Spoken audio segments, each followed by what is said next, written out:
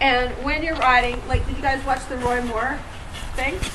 Yes. Video? Okay, so That terrible thing with that's Sassy. an example of what not ever to do, which is sit on the horse like they're a big old Barco lounger, you know?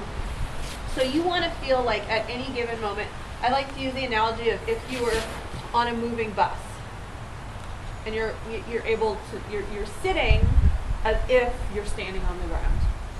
So I'm going to have you scoot yourself a hair forward in the saddle, just a hair. Yep, good. And then you want to take your legs from your hips back and down a little bit. And the reason you get to is because you see how when you were walking around the stirrups, the stirrup leather is angled forward. You want the stirrup leather to be perpendicular to the ground. Okay. This is not going to be really comfortable for you at first because it's a little bit of a stretch for most of us. You know, you saw when Jenny was working on this in the lunging. So you want to have, if I were standing here looking at you, shoulder, hip, heel. Because that's where you're going to be the most stable, independent of her. If I were to snatch her out from underneath you, I want you to land on your feet. I do not want you to land on your butt. Does that make sense? So even bring your whole leg back a tiny bit more. Yep, good. So it's the whole leg. So you want to feel like you've got now a platform here where you can put your feet, and I'm going to put the stirrup a little more towards the ball of your foot. So, yep, see where this stuff is right here? That's pretty much where you want the stirrup. Because even when you're riding Western, you want to have a little spring here, spring here, spring here, spring here. All your joints are the things that do this, that absorb the motion. So if you have your stirrup all the way home, that locks all the joints all the way up. So if you can have your stirrup even a little more, it should be right across the ball of your foot. Yep. Yep, perfect.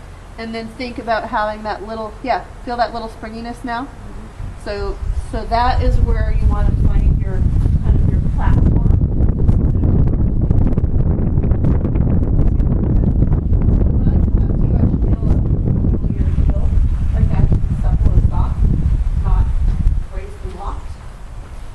Because again, that's one of your shock absorbers. So good, nice and supple and soft. If I grab your knee, supple, soft. Same thing over here, knee, supple, soft. Yeah, now that looks great where you're sitting. Now with your upper body, you want to just open your chest. It's really easy to get here with the horse. And then when you're focused here, you don't have that mobility that you're going to want to steer. When you're up and open, this becomes a really powerful steering mechanism for the horse. Does that make sense? So now go here and feel the difference. So yeah, so you want to feel like you're yeah. So it's that kind of that combination between tone and relaxation.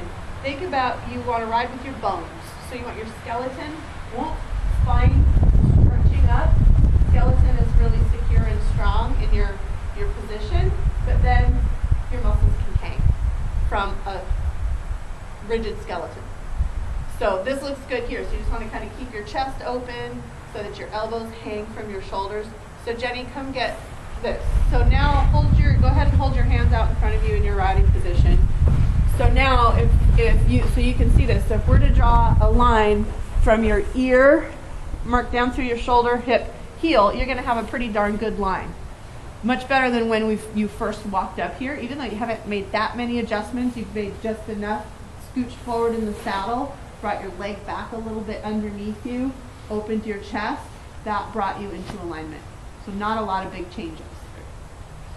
The horse's center of balance is right about here. That's about the 14th vertebra. So as riders, our goal is always be to doing things that help shift the horse's center of balance back, because they have the majority of the weight up here.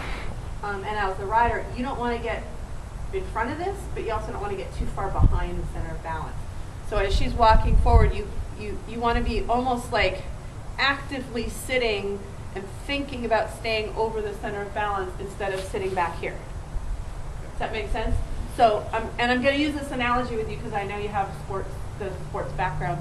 Think of it this way.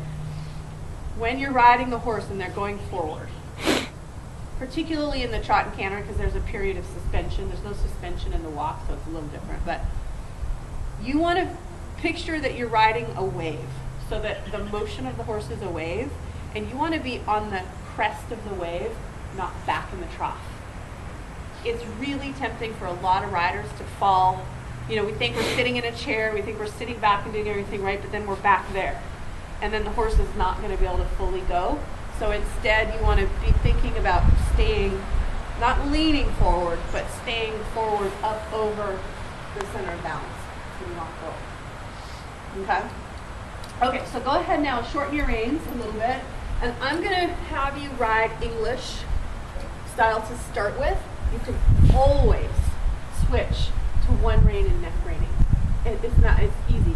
But what's not easy is learning how to have the contact and the connection that you want to be able to have with the horse. So you want to be able to ride her English, you know, with the connection, and then you can ride a Western style with the rein. Relationships, connection. Yes. So you want now, so go ahead and grab the rein.